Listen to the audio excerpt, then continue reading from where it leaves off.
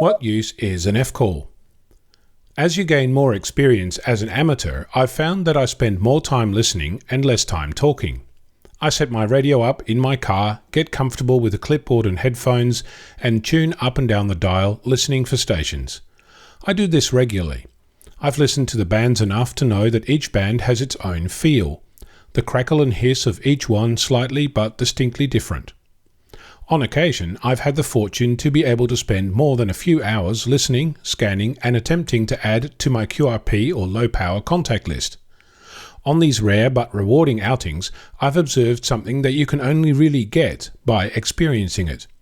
Quite suddenly, within the space of 15 seconds or so, the band changes. The closest analogy that I can come up with is to think of an out-of-focus camera that suddenly shows the picture in full and clear detail. It's not the same as what happens on air, but it's the best way I can describe it. When you listen to a band, you'll hear stations as you tune past.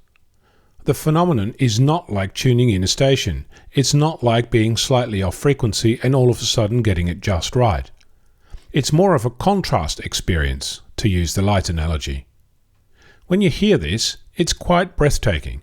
Sometimes it lasts for an hour, sometimes only a few minutes. But in order to hear it, you need to actually be there. I really like how amateur radio can continue to surprise me. What surprises has this hobby given you of late? I'm Onno, a Victor Kilo 6 Foxtrot Lima Alpha Bravo, /QRP.